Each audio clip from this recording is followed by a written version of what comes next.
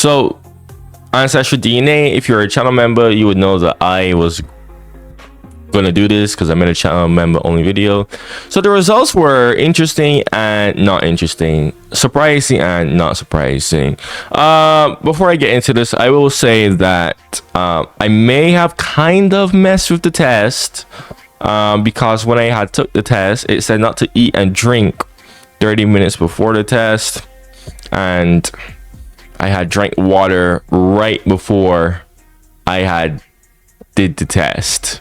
So like shortly before I did the test. So the I don't know, I do believe the results may have been skewed a bit, but overall I think it's fairly accurate ish. But let's get into it. Let's get into my ancestry DNA results.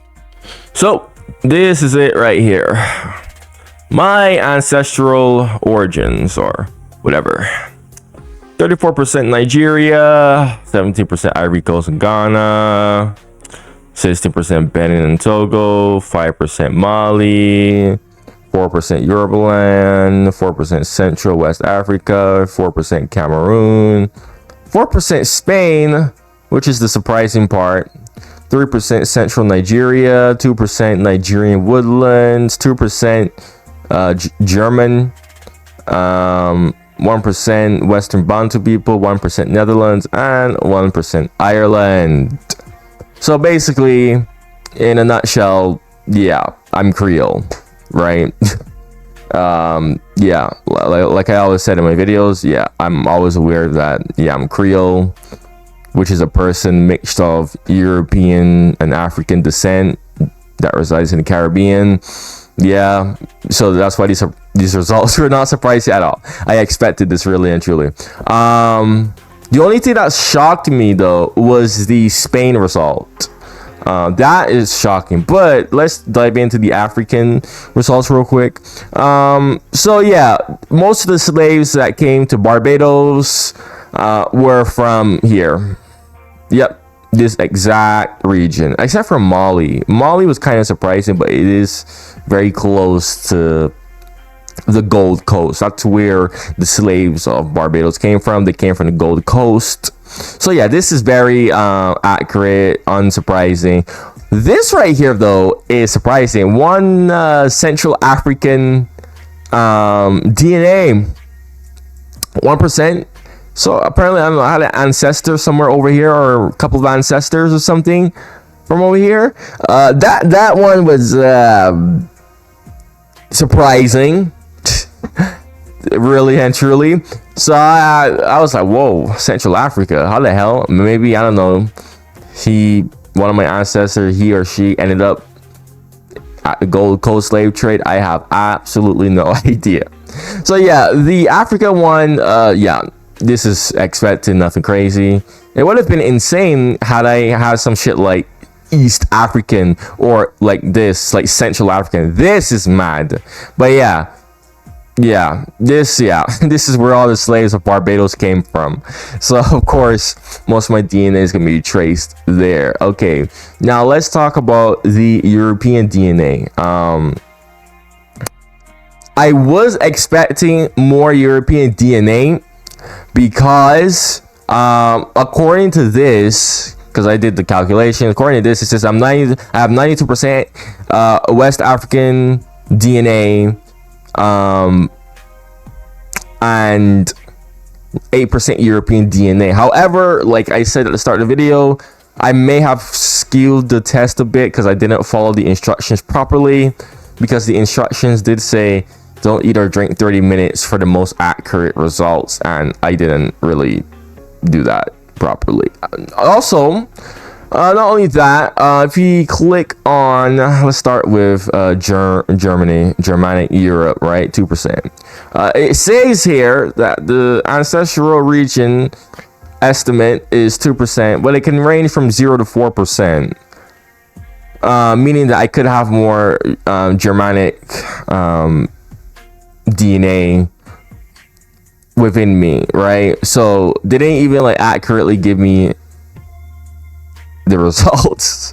They just say, yeah, this is what we think, but it could be more, it could be less. I'm like, okay, well, whatever.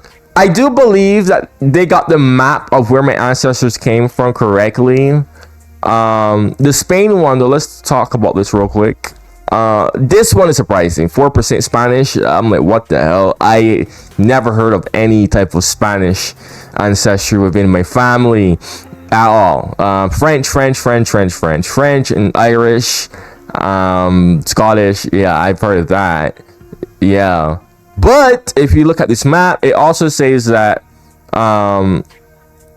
if you look at what does the colors mean,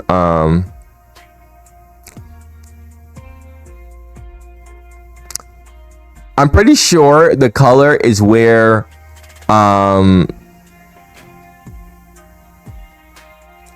the color is where the DNA, I think, can reach. I think that's what it means. So it's not just found within Spain. It also says it's also found within Portugal, which we see here.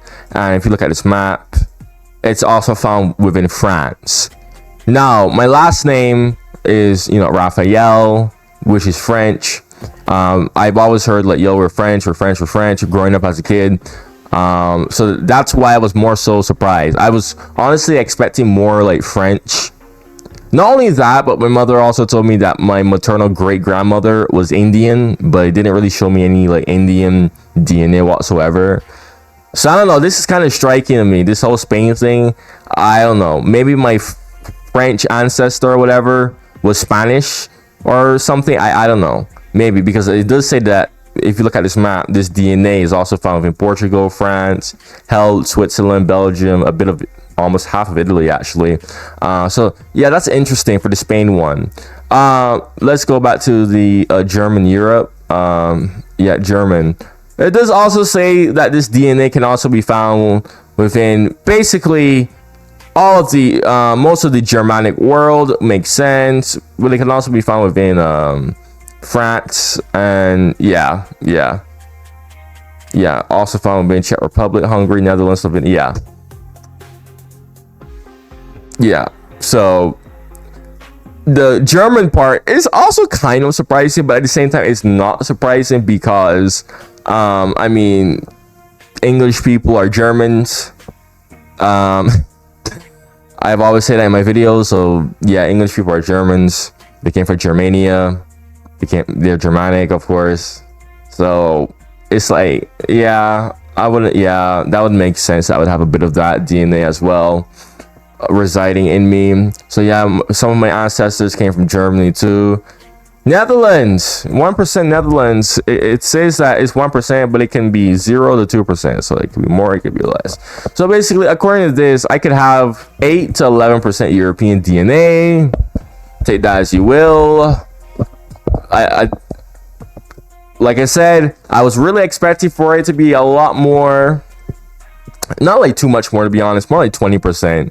I was like, if I say like 50%, I'd be like, okay, yeah. Or maybe like 15-20%. I was kind of expecting that. Consider my skin tone, really and truly, I just have some probably like really strong dominant European genes for my skin tone to be as light as it got. Because 90% African, I'd be basically dark skin. Really and truly, I'd be basically dark skin. I'd literally be basically dark skin. Really and truly, 90% African. But no, I came out pretty lighterish, pretty like not light, but you could clearly tell that, I'm not like, you could clearly like see that I'm like mix of something. Like most people usually look at me, walk at me, and be like, "Oh, what are you mixed of?" So yeah, that's kind of surprising to me. I'm like only 11%, 8 to 11% European genes. It's either I just have really strong European genes that are just really dominant, that I was able to just get this light, or I don't know, the results may have been a little bit inaccurate, because like I said, I kind of botched the test at the start. But Netherlands, again, not too surprising, because again, Dutch people are also Germans. They came from Germania. Yeah, and also some of the people who would come to England came from what's now the Netherlands. So I don't know, or just had a Dutch ancestor, really and truly. It could also just be that as well. So really and truly, I'm not really surprised about this either, because yeah, Dutch people, Germanic, yeah, English people, Germanic, right? So yeah, not that surprising, right? You know, not that surprising. Maybe, I don't know, but according to this is where my ancestors were. This is a map of where my ancestors were, approximately, roughly speaking. This is where my DNA was traced to. Now, let's talk about Ireland, all right? Okay, Ireland. Now, they're very specific here.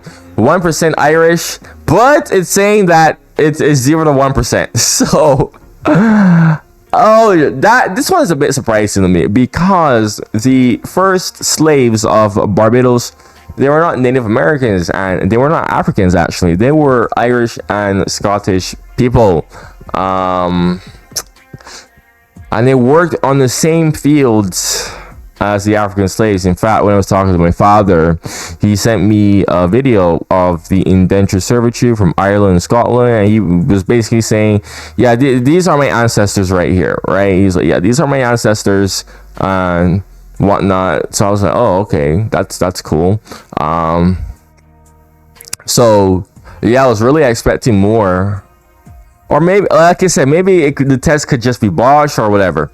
I don't know, but I do believe they got the map of where my ancestors came from correctly, because yeah, this is kind of what I expected. However, the only thing that is kind of throwing me off is the whole Spain shit, the whole 4% Spanish shit. That's kind of really what's throwing me off. Everything else kind of makes sense to me. This is why I said this is surprising and not surprising. Also, another thing is they updated the app, but I don't know what happened to it. But it also showed some of the people who were most likely my ancestors, based on records and DNA matches that they had, and one of them actually did look like me. So I was like, oh wow, that's cool. But one of my ancestors, and this didn't really surprise me, was actually a free people of color.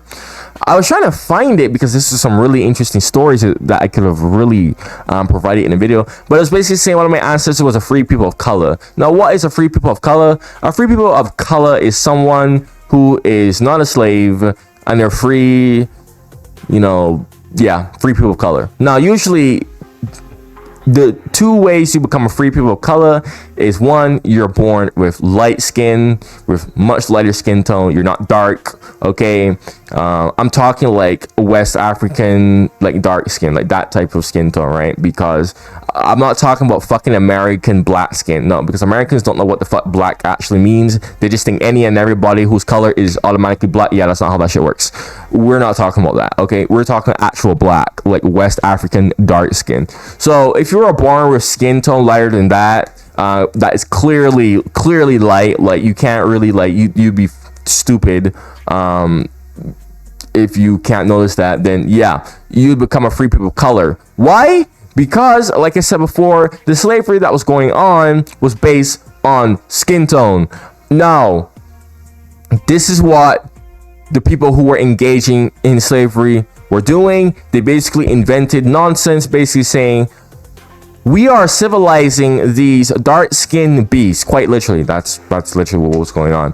This is why slavery was able to go on for a long time, actually, until the real details were coming out, because people were lying. People just gaslit other people up in Europe, well, in Britain anyways. I'm not sure about other places, but in Britain, this is what was going on. That I know for sure. They were just lying their teeth off, okay? Because, you know, back then, these people didn't really explore much, you know? So if you hear some shit like, oh, we discovered some dark-skinned beasts who are uncivilized and we're civilizing them, you know, it's not really insane that people, you know, were convinced by that. But that's literally what happened. So, you know, they were using that logic of, oh, well, the darker you are, the more uncivilized you are. Again, and the people who are doing this, they knew damn well that this wasn't the case, okay? Again, they were just lying and gaslighting people into thinking that that was the case, unfortunately. So the reason why I'm saying this is because, yeah, that's how that logic works. It's like the more light you are, basically the more white you are, the more civilized you are. That was the whole BS logic going around. So yeah, free people of color were usually, yeah, automatically just freed.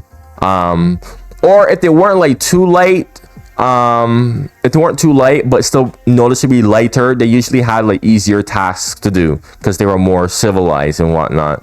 You know, it's unfortunate, but yeah. I always kind of suspected that my ancestors were free people of color because, or some of them, because my skin tone is pretty light. I mean, guys, I live in Florida right now, so you know my skin is pretty tan. My skin's kind of adjusted to the fucking climate. But if I had to go somewhere like colder, like up north or some shit, like my actual like light skin tone would revert back.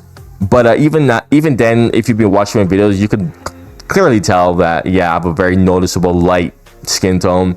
So I always used to say, maybe my ancestors were free people of color. That would make a lot of sense. And well, my theory may have most likely been true. We are not done here yet. We actually have more. This right here is the journey. DNA origins journey, Afro-Caribbean people of the Lesser Antilles. Now, this is some very interesting stuff here, so bear with me. Okay, this is some very interesting stuff here that a lot of you'll learn something. You will learn something, okay? So, let's begin. The people of the Lesser Antilles are primarily of Afro-Caribbean descent. Many of their ancestors were ripped from their lives in West Africa, enslaved and brought to the Americas to work on sugar and other plantations. Despite the violence and terror of slavery, Afro-Caribbean people maintain cultural traditions from Africa, sometimes blending them with the music and food of British and French colonizers. Ultimately, this created a culture that has spread throughout the small islands of the Caribbean as well as Panama and Guyana. Yep. So this is the beginning right here. Of course, we're going to start with slavery. Makes a lot of sense. And now we go to Barbados. Barbados was populated by thousands of enslaved West Africans brought to work on British sugar plantations. They were organized into groups based on strength and health. The strongest worked cutting sugarcane, planting, and manuring. As they became older adults, job might include cleaning and gardening the plantation. On special occasions such as crock-over celebrations, when the sugarcane harvest ended, bands would make music in secret because freedom of expression was forbidden under the slave codes. They got around restrictions placed on drums by using things like earthen jars as instruments. These became the roots of tuck music, which are drawn from British military bands and African drumming. So yeah, basically we're getting into the origins of some of my ancestors' journeys and whatnot. I mean, this applies to basically everyone who's from Barbados. But yeah, like I said, nothing surprising here. Like I said, Barbados, yeah, it's a mixture of African and British customs. Nothing shocking here, right? Sugar boom. Sugar fueled the economy on the Caribbean islands from Trinidad and Tobago to the Virgin Islands. By the way, they said that my ancestor, the free people of color, my ancestors were from the Danish Virgin Islands, not Barbados. Interestingly enough, I said a lot of my ancestors were from the Virgin Islands actually, and they were free. So interesting. Sugar plantations depended on enslaved labor and often included a factory that turned harvested sugar into raw sugar and then rum. Yes, those factories are mostly abandoned now, you know, because Barbados doesn't really depend on sugar. But yeah, I've seen those factories before. They're basically like windmills. Pretty cool, to be honest. But yeah, most of those factories aren't. Nobody really uses that anymore. Barbados is kind of over that whole sugar thing. Unskilled workers toiled in the fields, while masons, coopers, metal workers, and other skilled laborers kept the factories and fields going. Women were often forced to work as cooks, nurses, and seamstresses. Enslaved people from Barbados were sometimes traded to plantations on neighboring islands such as St. Lucia and Grenada. Others escaped into the thick jungles where they formed self-sustaining communities of Maroons. Enslaved people who had escaped. Now this one right here was shocking, confusing, more so better to say, because I think that the Maroon people were Jamaicans. Barbados, I never really heard of that. Maybe I just didn't know, because the British had like firm control over Barbados. They literally cut down most of the forests and trees, all that shit. Like Barbados is a flat ass island too, so the British just had like complete and utter control. Which, by the way, before we go on to the next one, okay, so we see here how it talks about skilled workers, unskilled workers, and the types of jobs that they were doing, such as coopers, masons, metal workers, and whatnot, and how they separated the slaves based on their strength and whatnot. Guys, like I said before, the slaves on Barbados were privileged. This is people. Some sources say this is a misconception. Some sources say not, but they were privileged compared to shit like Jamaica. Jamaica was bad.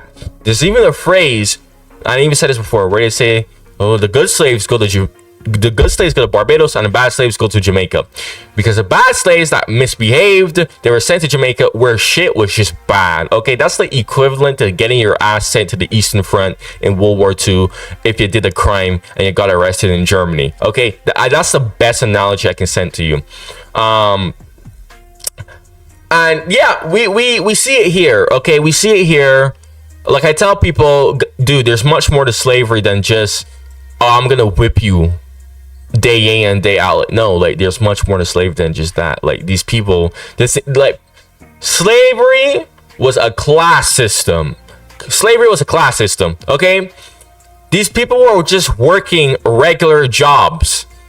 They were just working regular jobs. The only difference is that they weren't getting paid due to their social class being a slave. So, like, you know how back in Europe there's commoner, knight, and then nobility. It's the same shit. Honestly, it's the same fucking logic, bro. Except slave is just an extra class where it's below all of that. Slave, you don't have room to advance through the classes. Like you're there forever for your whole life. Well, kind of, because slaves could have buy their freedom. Slaves could have buy their freedom, and in a lot of cases they did. I was supposed to read a book actually on what life was like in Barbados during slavery, how he talks about the slaves who bought their freedom and whatnot. Yeah, a lot of people kind of overlook that too. A lot of people, like, that's the thing about slavery, it's one of the most misunderstood shit. And this is why, you know, whenever I get these comments from people who are like, oh, but the British, bro, the British, bro, like, the British enslaved your people. Like, bro, please go learn some history, because there's more nuance to that. Literally, like, there's literally more nuance to that. Like, slavery isn't like what the slavery that happened here, at least in Barbados anyways, and to be honest, a lot of the New World too, but in this case Barbados, it wasn't the type of slavery where you, like, I'm trying to think of something, like prisoners, right? Like, you're a prisoner of war. When you become a prisoner of war, you become a slave, right? It's not that type of slavery where it's like, yeah, you're a prisoner, you're trapped. No, it's just a social class. Okay, these people, again, skilled laborers kept the factories and fields going. Guys, how the hell do you become skilled? How do you develop skills if all you're, according to what most people think, if all you're doing is being worked to death and getting whipped? According to what most people think about slavery, if you use that logic, we shouldn't be having skilled workers like masons, cooper, metal workers, all that shit. In fact, we even had some of the slaves guarding the plantations too. willfully guarding the plantations. What? Again, it's just a social class, but it's the literal lowest type of social class that unfortunately a lot of these people had to deal with. That was really and truly what slavery was. Okay, it's not like what most people imagine. Let's continue. By this time, almost all the enslaved people on the island had been born there. Outside of Barbados, where land was at a premium, many enslaved workers raised crops and small domestic animals for their families or for trade. They often lived in large villages, but society was often stratified. Lighter-skinned enslaved people had easier jobs than darker-skinned ones. Free people, no matter their skin color, didn't engage in strenuous physical work, which was reserved only for enslaved men and women. Enslaved teenagers and children had lighter work, such as gathering wood, tending to livestock, and weeding. The strongest adults did the heavy work and sugar processing. Yeah, goes back to what I was saying. Again, do you hear how this is? This sounds like a regular. This sounds like a regular, normal society. Literally, sounds like you reading this. If you just take out the fact that they're slaves, this sounds like your average society, whether it be in Africa, Europe, wherever the hell. This is what most people were doing anyways. But the only difference is that they just had that title of slave on them, which was their social class. Once you have that title of slave, it's almost like it's like being a commoner, but worse, right? It's literally just being a commoner times 100, right? Now, we see here that, again, like I said before, lighter skinned enslaved people had easier jobs than darker skinned ones. Again, goes back to what I was saying. They were lying to people. The ones who were engaged in slavery, they were lying to people, saying that they were civilizing the dark-skinned beasts. This is literally what they were saying.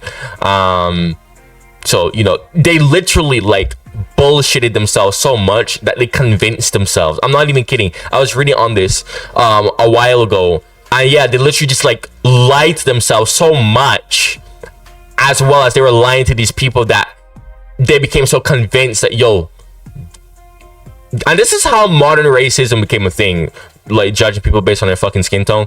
Because before that, like, no one really fucking cared about race as we know it today. Modern racism was invented based on the transatlantic slave trade. Okay, so, but yeah, we see here enslaved teenagers and children had lighter work. Obviously, again, this kind of throws off what most people think of slavery. Oh well, this is Barbados' slavery. Okay, like I said, the slaves on Barbados were more privileged, and the reason why the slaves on Barbados were privileged were two reasons. One, the British had firm control over the island. Okay, so it's like, you know, if the slaves try anything, it's like, that wouldn't really work out. Number one. Number two, it's an island. Where the hell are you gonna go? Right? It's an island. So yeah. So, and number three, Barbados was making so much money for the British Empire that they were just like, let's just not cause too much problems, okay? Like, for the people making us this money. So yeah, this is why you get shit like this, right? Goes back to what I was saying, that the slaves on Barbados were indeed privileged. Because when I reacted to my slavery in the Caliphate, if you compare that to that, which one would you want to go? Would you rather be in the fucking Caliphate? Go watch my reaction to slavery in the Caliphate and the Zanj slave rebellion. Yeah, compare that to that, because I had people in my comments who literally looked at me and was like, oh, you said that slaves had it good in your country? Whoa, did you actually just say that? Whoa. I have people who were calling me like a moron and whatnot for saying shit like that. Yeah, well, you hear it for yourself. Okay? Right here. You don't take my word for it. Just read this. Just read it. Just read it for yourself right here. Okay? This is much better than what I heard about the fucking slavery all the way in the fucking Zanj, all the way over here. in fucking Arabia, right? So yeah, much better. This is why when I watched that video, I was like, whoa, what the fuck? I'm like, this is not how slavery was in Barbados. I'm like, that's not what the fuck slavery was like on Barbados. I was like, whoa. Like, these people were basically just a regular people, but again, they just had that label that just restricted them from moving. And even then, with that label, many of them still bought their freedom. Many of them got to the point where they just bought their freedom and they became free people of color. So yeah, there's that too.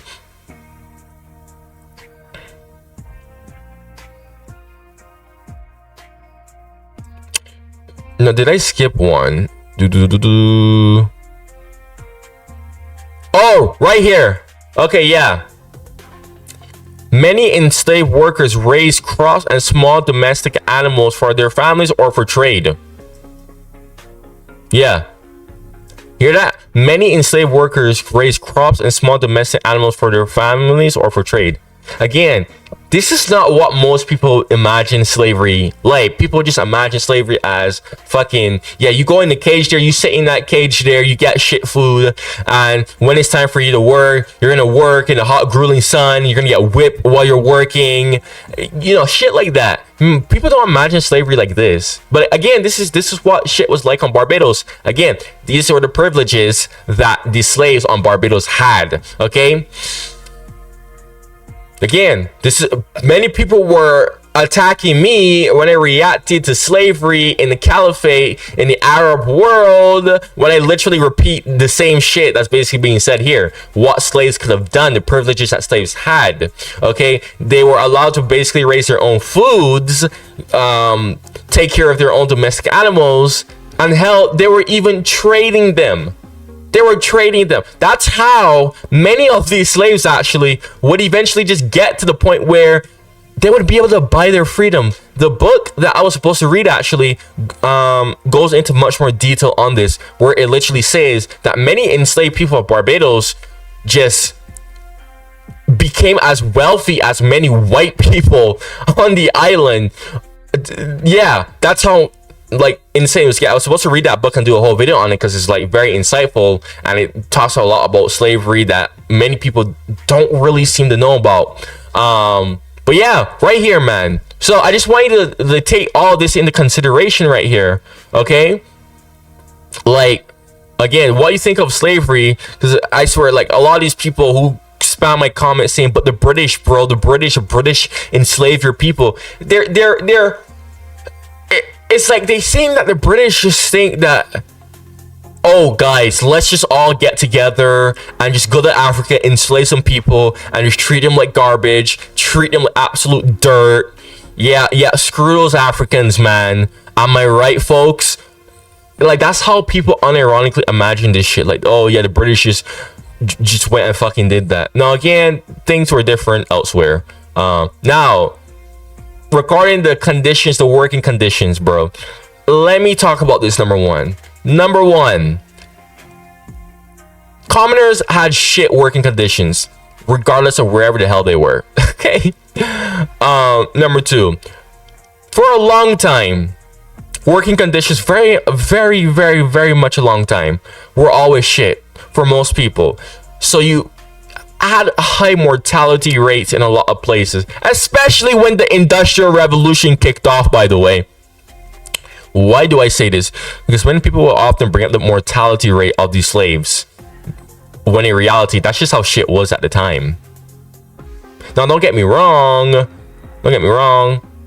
A lot of cases, these plantation owners, what they would do, they would kind of just work the slaves to death.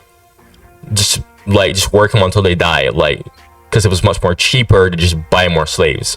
Actually, they did a whole test on this. They did a test where they humanely treated slaves well. They humanely transported them across Africa to the New World, and they did another test where they basically just didn't do that. They were just treat them like dirt and didn't really care for them, and they found that it was much more profitable to kind of just not treat slaves with no type of care at all. So yeah, that's how this shit ended up happening. Like, they literally tested this shit. It wasn't really like, oh my god, oh, they're black. No, this is all just about money, capitalism, profits, right? But yeah, very insightful stuff. I hope you guys are learning here. 1800s, Bussa's rebellion, the only rebellion in the country's history, by the way. I think this is the only rebellion. Well, this is one that I was taught off in school. They didn't really teach of anything. Barbados is a pretty loyal colony to Britain. Britain abolished the slave trade in 1807, though not slavery itself. Its victims continued to resist. Practicing any religion besides Christianity was on the acts of rebellion. Enslaved people would also feign ignorance, daily tasks, and generally sow the word on the plantation. The most fierce sort of rebellion was an organized revolt. In 1816, Bussa, an enslaved black man, led one of the largest slave revolts in the Lesser Antilles history, which is inspired by the Haitian Revolution. Fun fact: Bussa was born a free man in West Africa, but was forcibly brought to Barbados before the slave trade ended. Bussa died in battle, and after the rebellion was defeated, many enslaved folks were executed, but Bussa remained a symbol of national identity and defiance. And he didn't die in vain, because more and more people at this point in Britain were actually seeing what was actually truly going on. Because again, this whole time these people were still lying, basically saying like, yo, we're civilizing these folks, they need civilizing, these black beasts need civilizing, bro, don't worry about them, we got it from here. So but yeah, when more and more people from Britain started to see the details, one of which was Bussa's rebellion, more and more people were like, yo, what the fuck, like, yeah, no, this is wrong, this is very, very wrong, extremely wrong. Like, this shit needs to fucking end. Especially the executions that happened after Bussa's rebellion, when that had reached Britain, the news of that reached Britain. Yeah, more and more people were there was a lot of outcry about that. So Bussa, you didn't really die in vain. And a lot of people, you see, the reason why he rebelled wasn't that he wanted Barbados to be freed from British rule or anything like that. No, everyone down there is pretty loyal to the crown and Britain, even the slaves. But what they wanted was just to be free to do their own shit. So what happened was, when Britain banned the slave trade, more and more people were demanding slavery to be banned. There was rumors that, oh, Britain's finally gonna ban slavery. And, you know, rumors just went out of hand. And then when it turned out that no, Britain wasn't going to ban slavery,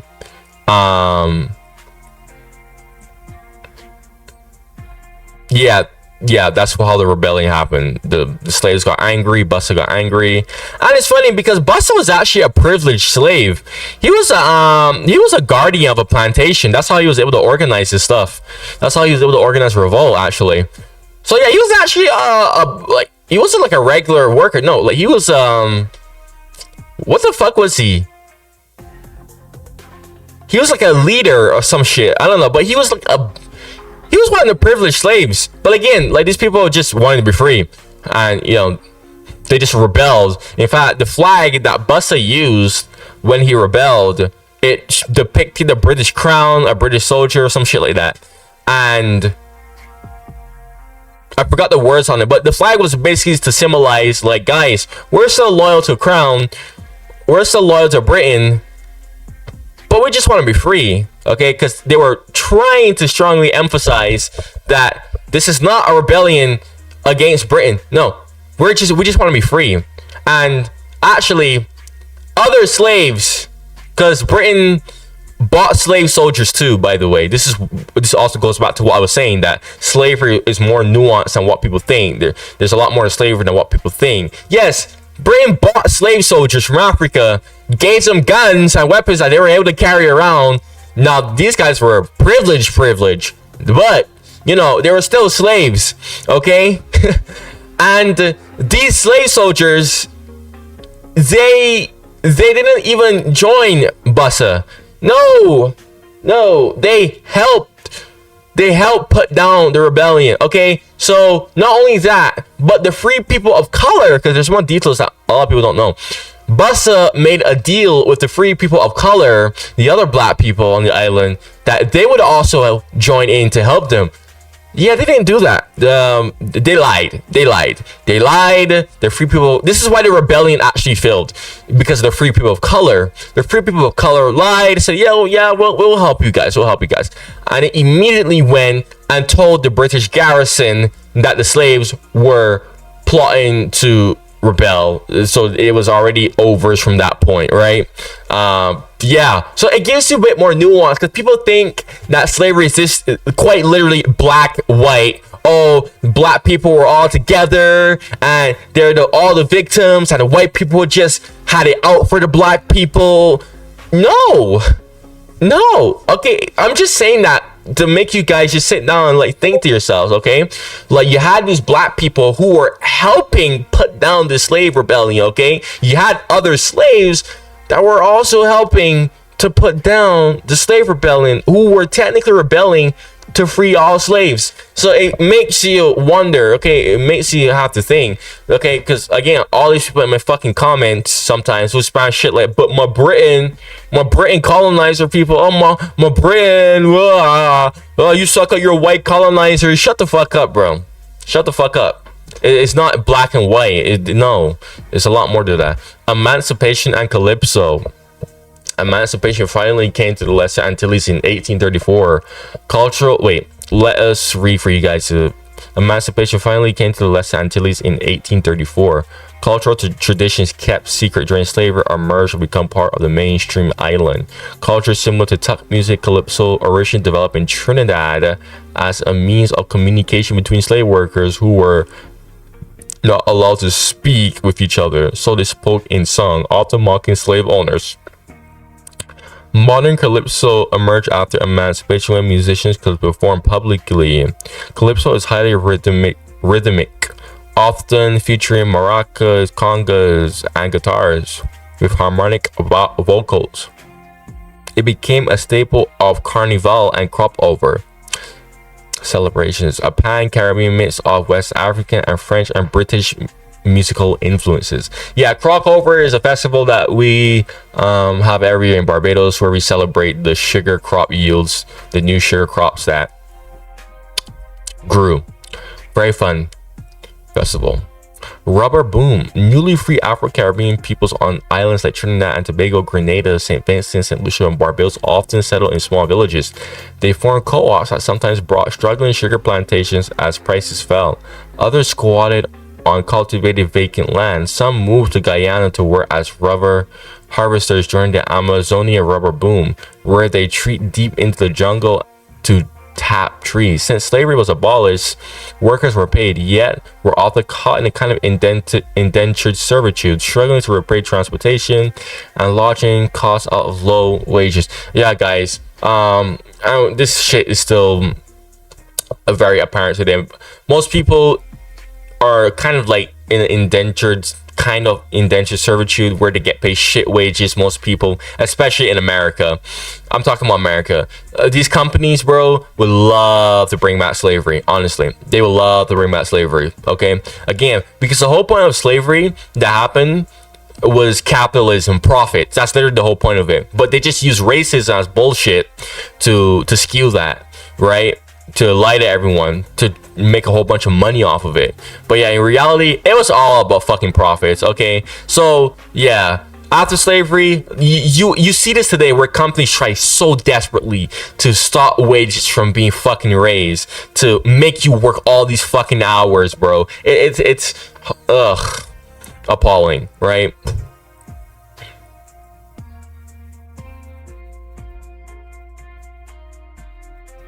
With a growing population, and a lot of these slaves, they kind of just stayed working for the plantations that they were working on anyways, because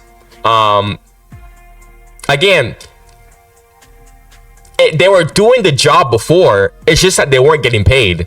But now that social class was abolished, you know, they were earning. So it's like, why would you leave that job if you already know how to do it, right? You know, like, you already know how to do the job, you know, might as well you're getting paid to do it now. Why would you leave it? So again, nothing again, just saying, it's not like what people think. Like, oh my god, slavery is free. Like, oh my god, we're not getting whipped anymore. No. Also, slaves had an off day every Sunday. I'm surprised they did not point this out, but every Sunday, slaves were off. Slaves, that was the slaves' resting period. Every Sunday. So yeah, where they were allowed to walk around the island and whatnot. I'm surprised they didn't talk about that there. But again, slavery could be different in other places, but this is my country. I'm just talking about shit from my country, okay? With a growing population and the sugar industry declining, Afro-Caribbean people from smaller colonies migrated for work on other islands. They worked with oil companies or on railways or sugar plantations. They sometimes risked dangerous voyages traveling on the deck of tiny fishing slopes over hundreds of miles of treacherous open ocean. These inter-island travelers migrated seasonally for work and returned home after finishing jobs. Many buried their meager earnings on the trees, which were landmarks to help them remember where the money was. This practice developed because of a distrust of banks. Never heard of that before. That's interesting. But yeah, Caribbean people do have a reputation of migrating. And here's the thing about Caribbean people: they'll migrate, but they'll usually return back home, right? They'll migrate just for work, but they'll just return back home. Like I don't plan on staying in fucking America for long. Like, no, I'm only here just until I get my college degree. I'm out of here. Really and truly, I might even move to Russia if we're keeping things real here. The collapse of the sugar industry devastated the Caribbean. A series of droughts, floods, and hurricanes also struck the island. Some felt that they had to choose between starvation and leaving home. In 1903, the United States began building the Panama Canal and established a recruiting headquarters in Barbados. I did not know that. Thousands of islanders made their way to Panama, where many died of malaria, yellow fever. Canal workers sent most of their earnings back to their relatives on the island. After the canal was finished in 1914, many West India workers stayed in Panama, starting families and settling down. Others sought factory jobs in the US, especially in New York and Massachusetts.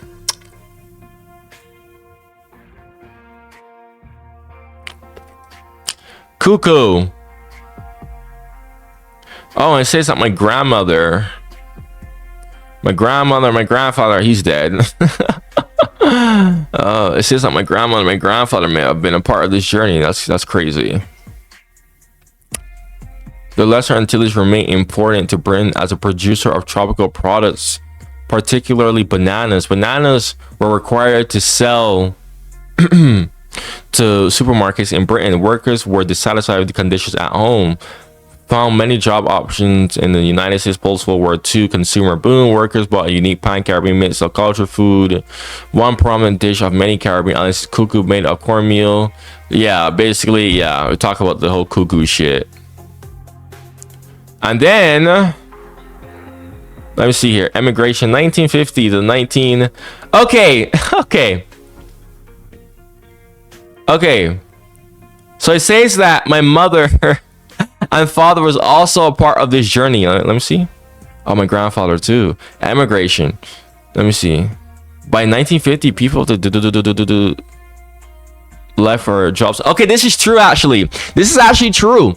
This is actually true for my father anyways. Yeah, my father. Yeah, okay. That is true for my father. He did. I think he did go to the UK. I remember I was talking on the phone with him about that. Okay, so this is actually kind of fucking accurate. That is crazy. That is crazy. I'm not sure about my grandfather. He's dead. My maternal grandfather. But my mother, I don't know. They say that fucking... Actually, wait. 1970... No, okay, no. No, because my mom did visit the UK for like 3 days and then she had to leave.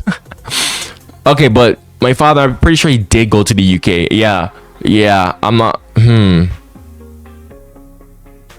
Okay, I don't know how accurate this is, but it's basically thoughts about immigration. Anyways, so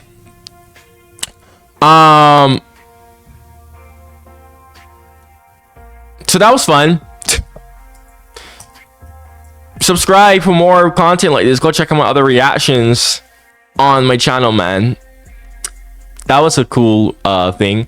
I actually did send out another DNA kit from a different company because different companies often show different results, and I believe that I may have fucked up my DNA process because I didn't follow the directions properly. So stay tuned for that. Anyways, so yeah, Creole, unsurprisingly, 8 to 11% European, predominantly African. Yeah. See ya.